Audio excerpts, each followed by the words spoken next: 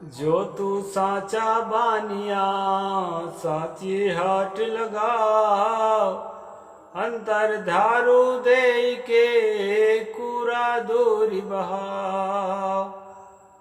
नमस्कार दोस्तों, मैं अविनाश दास रेशनल कबीर यूट्यूब चैनल में आप सबका हार्दिक स्वागत करता हूं। साथियों, यदि आपने इस चैनल को सब्सक्राइब नहीं किया है तो सब्सक्राइब जरूर कर लीजिए और शेयर करके अपने सभी साथियों तक पहुंचाइए। लाइक करिए दोस्तों, बेल आइकन को प्रेस करिए और ऑल नोटिफिकेशन ऑन रखिए ताकि अगला वीडियो भी आप तक सबसे पहले पहुंच जाए। और कमेंट जरूर लिखें दोस्तों। अभी मैंने सदगुरु कबीर साहब की एक साखी आपके सामने रखा।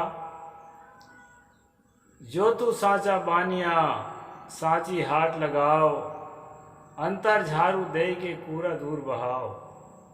सदगुरु कहते हैं, अगर तुम सच्चा व्यापारी हो, अगर तुम सच्चा बनिया हो तो सत्य का बाजार लगाओ और सत्य का बाजार लगाओ अपने भीतर झाड़ू लगा करके। जैसे दुकान खोलते हैं हम लोग ना, तो दुकान खोलने के पहले हर दुकानदार पहले झाड़ू लगाता है। छोटा दुकानदार है तो स्वयं लगाता है और बड़ा दुकानदार है तो उसके वर्कर लगाते हैं। लेकिन दोस्तों, झाड़ू जरूर लगाते हैं और झाड़ू लगा करके सफाई करते हैं तब फिर दुकान खोलते हैं। तो सदगुरु कहते हैं कि ये भीतर वाला दुकान है, अपना दिलो दिमाग वाला दुकान है। उसमें जो है सच्चाई और अच्छाई का सौदा करना है। इसलिए अच्छी तरह से झाड़ू लगाकर अपने भीतर और जो है कूड़ा दूर बहाओ। जो उससे कचरे निकलते हैं, कूड़े करकट निकलते हैं, उसको दूर जो है प्रवाहित कर दो। साथियों, धार्मिक जीवन में झूठ का कचरा रहता है, पाखंड का कचरा रहता है, अंधविश्वास का कचरा रहता है और हीन भावना का कचरा रहता है। जब तक हमारे अंदर हीन भावना नहीं होगी तब तक हम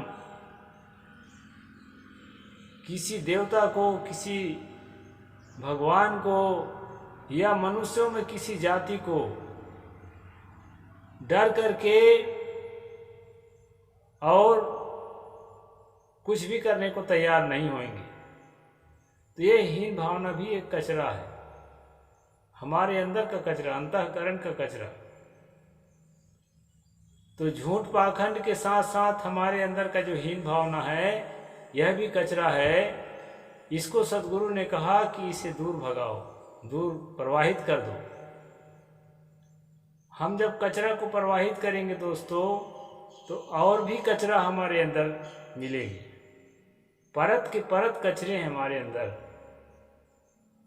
ये ऊपरी कचरे हैं, सबसे पहले ऊपरी कचरे मिलते हैं। झूठ का, पाखंड का, अंधविश्वास का, देवी देवता का, ईश्वर परमात्मा का, स्वर्ग नरक का।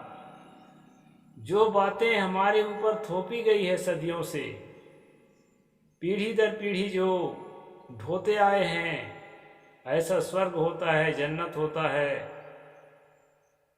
ऐसी जन्नत की हूरें होती हैं, अप्सराएं होती हैं, वहाँ के ऐसे ऐसे भोग पदार्थ होते हैं, भगवान का ऐसा संगत और भगवान का ऐसा सानिध्य होता है, अल्लाह ताला ईश्वर परमात्मा का, इत्यादि जो बातें हमारे दिमाग में है, परंपरा से मिली है,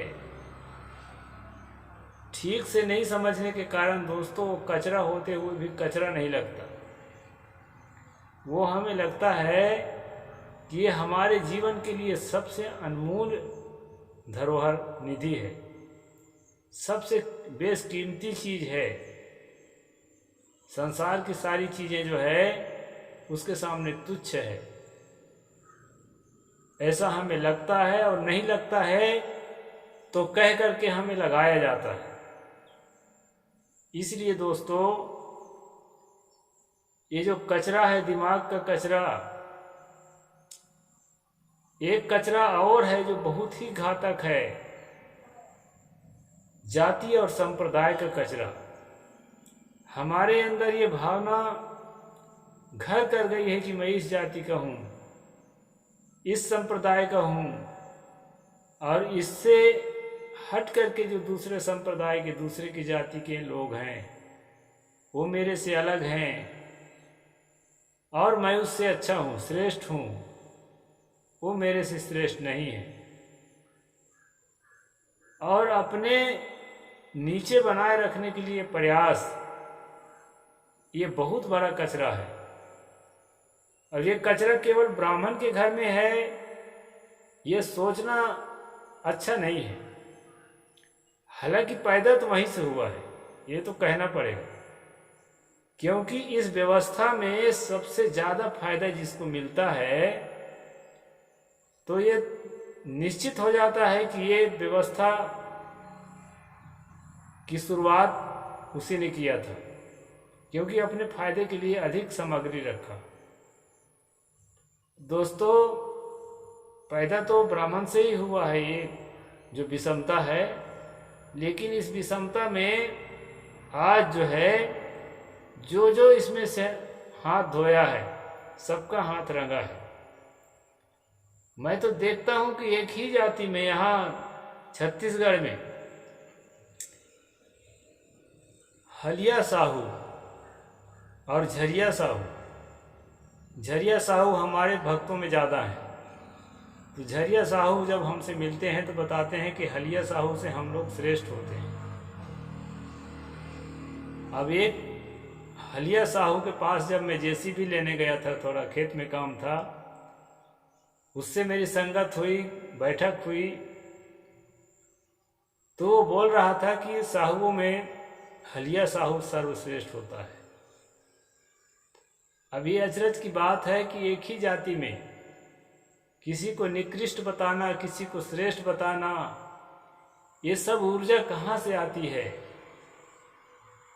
ये सब ऊर्जा दोस्तों धर्म की किताबों से आती है।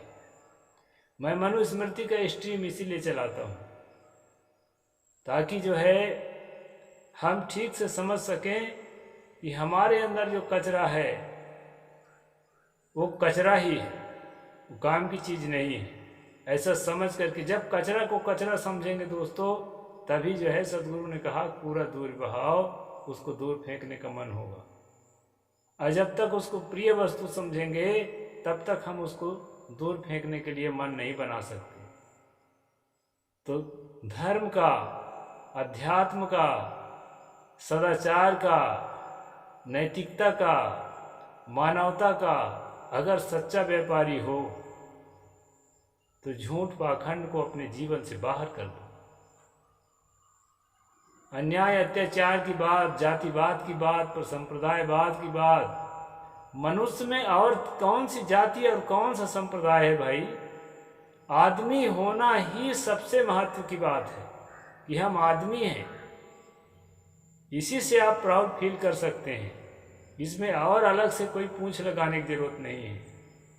यदि लगाना है तो मेहनत की पूंछ लगाओ, खूब परिश्रम करो, अपने जीवन को मांझने में परिश्रम करो, अपनी भावनाओं को पवित्र करने में परिश्रम करो, और जो है सेवा परोपकार में परिश्रम करो। उसमें भी बड़ा कहलाने की जरूरत नहीं है। बहुत कुछ करने के बाद भी आप बड़ा कहलाने के अंदर में प्यास रखे हैं ना, तो आप कभी अपने भीतर संतोष और शांति नहीं पा सकते, क्योंकि तृष्णा का कोई अंत नहीं है। किसी चीज की तृष्णा हो, सम्मान की तृष्णा भी है, उसका भी कोई अंत नहीं है। जितना मिल रहा है वो कम लगेगा, संतोष कभी नहीं पाएंगे, शांति सुख कभी नहीं मिलेगी। इसलिए हमें शुभ काम करना है, और इसके बाद भी जो है जो सम्मान, जो प्रेम हमें मिलता है उसमें हमें खुश रहना है। इस प्रकार दोस्तों कबीर साहब की साखी है, जो तू साचा बानिया सांची हाथ लगाओ, अंतर झाड़ू दे के पूरा दूर बहाओ। इस साखी को मैंने शुरू में बोला, इसके बाद आपको मालूम है कि हम मनुस्मृति पर स्ट्रीम कर रहे हैं, तो आज का बढ़िया प्रसंग है, उसको मैं आप लोगों के सामने रख देता हूँ। क्षत्रियं चैव सर्प च ब्राह्मणं च बहुश्रुतं न वा मन्येत वै विभूषणो कृष्णावपि कदाचन। ये श्लोक नंबर 135 है। पिछले कुछ श्लोकों को छोड़ दिया गया है दोस्तों। यहाँ पर मनु जी कहते हैं क्षत्रिय, सांप और वेद पाठी ब्राह्मण, ये चाहे जितना निर्बल होए, अपनी भलाई चाहते हो तो इनका अपमान कभी मत करो। सांप, क्षत्रिय और वेद पाठी ब्राह्मण, ये 3 चीज को इन्होंने बताया है। दोस्तों, अपमान तो किसी का भी नहीं करना चाहिए। हम जो गरीब को अपमान की वस्तु समझ रखे हैं ना, ऐसा सोचते हैं कि अपमान के लिए ही बना है। गरीब को, महिलाओं को, आदिवासियों को, पिछड़ों को, ये हमारे सामने तो अपमान के लिए ही बने हैं, ऐसा अगर सोचते हैं। और इसी सोच से यहाँ लिखा है क्षत्रिय और ब्राह्मण को और सांप को, सांप से तुलना कर दिया, ये भी गलत है। क्षत्रिय और ब्राह्मण में भी कुछ ऐसे लोग हैं जो विषैले नहीं होते हैं और बड़े मानवतावादी होते हैं। इसलिए किसी जात को टारगेट करने की हमें ज़रूरत यहाँ पर नहीं है। लेकिन मनु ने जो लिखा है वो मैं पढ़ के आपको सुना रहा हूँ। एक चीज़ और है दोस्तों, इसको मैं छोड़ दिया था, बता देता हूँ। ना ही दृश्मयायुषम लोके किंचन विद्यते यादृशम पुरुषे पर्दारोपसेवनम। संसार में पुरुष की आयु घटाने वाला ऐसा कोई पाप नहीं है जैसा कि परस्त्री गमन। ये शिक्षा का अंश है। सतगुरु कबीर ने भी कहा है, पर नारी का राजना ज्यों लहसुन का खान, कोने बैठे खाइए प्रगट होए निदान। वैवाहिक जीवन जीने वाले गृहस्थों के लिए अपने पत्नी के साथ ही संबंध करने का हक है। इसके अलावा यौन संबंध के लिए सपने में भी ना सोचे। इसलिए यहाँ मनु की बात जो है बड़ी अच्छी है, शिक्षाप्रद है। इस बात का हमें समर्थन करना चाहिए। आगे एक श्लोक मैं बोलता हूँ। नात्मान मन्वेत पूर्वाभिसमृद्धिभिः अमत्योः श्रियमन्निच्छेन्नयनाम मन्यते दुर्लभाम।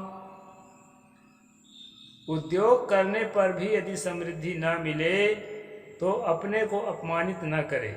मरते दम तक लक्ष्मी प्राप्ति के लिए यत्न करे, उसे दुर्लभ न समझे। ये बहुत बड़ी बात है दोस्तों। यहाँ पर आप लोगों को तहे दिल से मनु के साथ खड़ा होना चाहिए।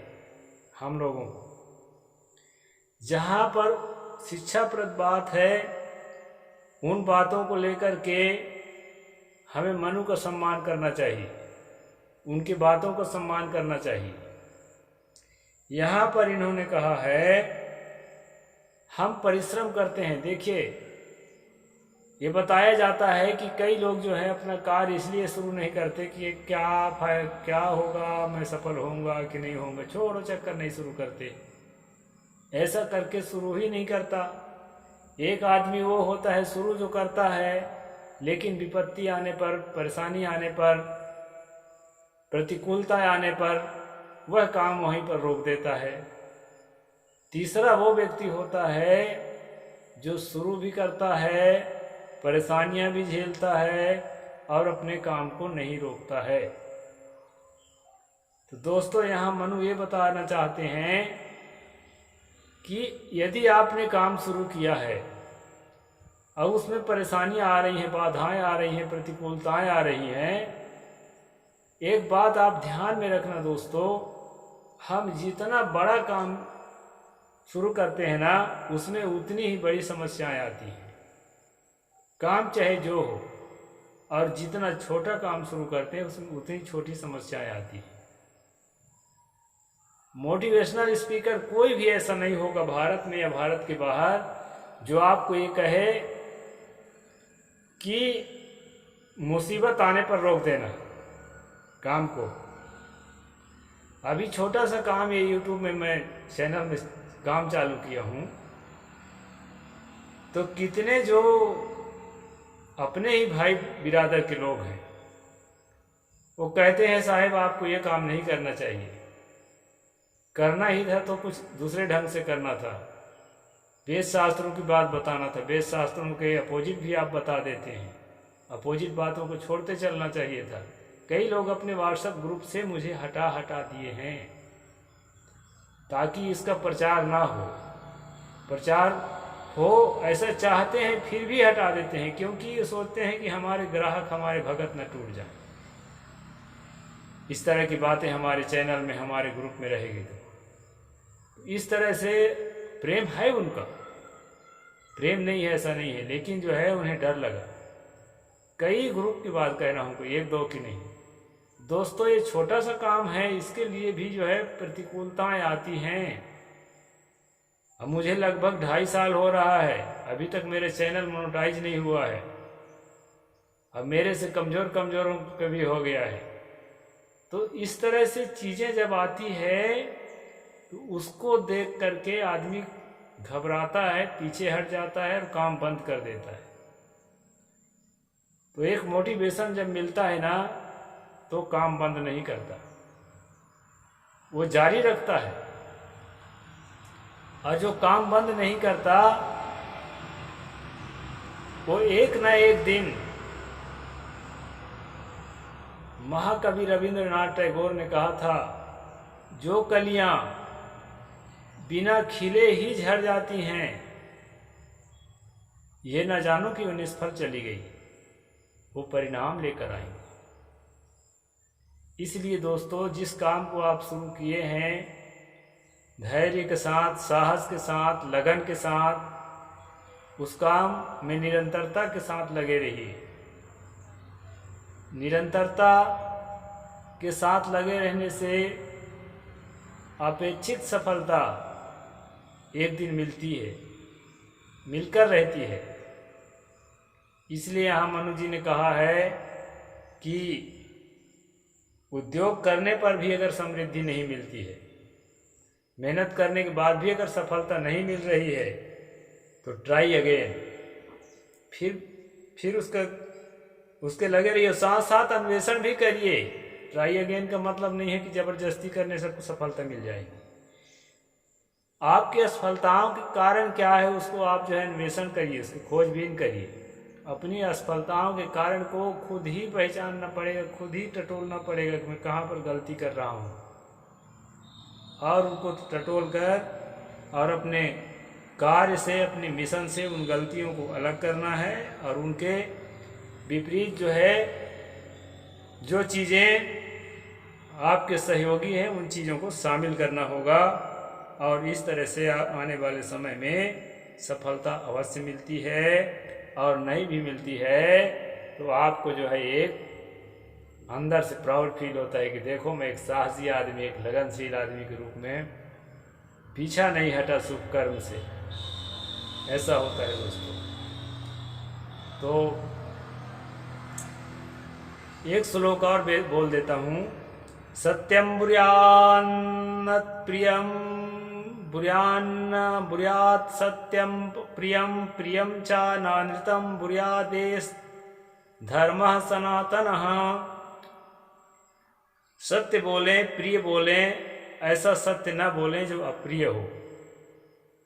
यहाँ पर जो है जितना अपने से बन सके मीठा से मीठा, अपने गंभीर विचार से, गहरे विचार से सोच समझकर सत्य बोलना चाहिए।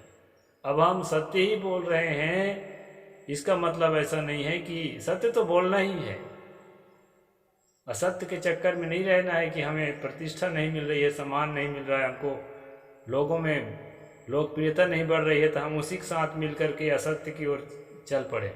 ऐसा नहीं, हमें सत्य को नहीं छोड़ना है। सत्य के साचा ही साचा, जो चले ताको का है नशा है, सतगुरु ने कहा है।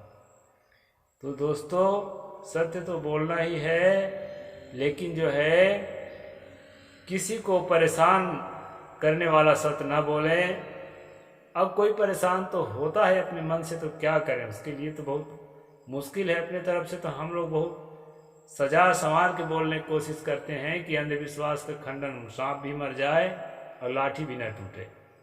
लेकिन किसी किसी को कभी ऐसा लगता है तो उन लोगों से भी क्षमा मांग लेना बुरा नहीं है, क्योंकि उनकी समझ कम है, उनसे क्षमा मांगना ही उचित है। और यही सनातन धर्म है। ये जो पवित्रता है, मानवता है, मानसिक पवित्रता है, भावनात्मक पवित्रता है, यही सनातन धर्म है दोस्तों। अलग से कोई संप्रदाय या कोई जाति सनातन धर्म नहीं है। तो आज का सेशन यहीं तक रहेगा। साहिब बंदगी, जय जोहार। यदि सब्सक्राइब न किए हों सब्सक्राइब कर लें। नमस्कार।